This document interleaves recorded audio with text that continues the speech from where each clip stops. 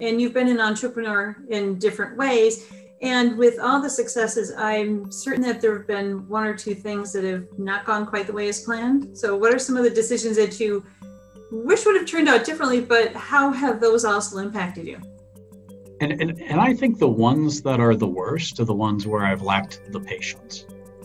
I've made the right choice. I've found the right opportunities, but I didn't have the strength to stick with it.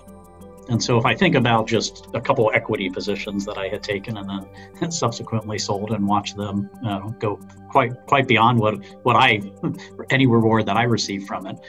Bed Bath & Beyond, I was in the early IPO of Bed Bath & Beyond back, probably 20 some odd years ago, 25, 30 years ago. And I used to, my friends would call me a long-term investor and short-term warrior. And I would open up the stock page every day and I would look at what's going on. Where's the trade today? What's going on by the minute, by the hour, by the second? And sold that position because it was one of the few IPOs that, back in the 90s that, went down on day one trading. Mm-hmm. And I sold it before, now I can't imagine how much money I lost because I sold that too soon. I wasn't patient with it. Mm-hmm. I had taken a position of Au Bon Pain back, again, decades ago. They had a neat little concept called the St. Louis Bread Company in St. Louis, Missouri. And I used to eat there and I loved the food. And, they were owned by Au Bon Pain and I bought shares in Au Bon Pain and then promptly sold it. And then, that they turned into Panera. Mm-hmm. And, lost the run up because I wasn't patient.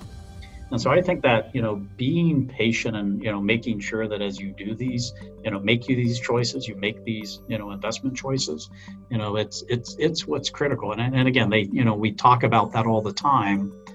If I look at my real estate, the real estate I bought, I've now had 20 some odd years since, being an expat and buying real estate. And I bought it in my hometown. So I know that market, I know that community.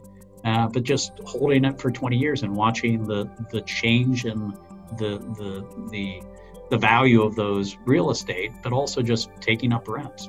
And so that patience of, looking to the long term, taking your time, that to me is, if I look back over, the things that have gone wrong for me financially and the poor choices, it's been, because of that. And I think we're making the right choices with SynFiny. We're in, one of the fastest growing companies in the U.S. We did 4 million in revenue last year. We'll do somewhere in the range of 8 million this year. We have offices around the globe, but again, it's being patient with it and realizing, it takes time for a business to be successful. And that patience is important.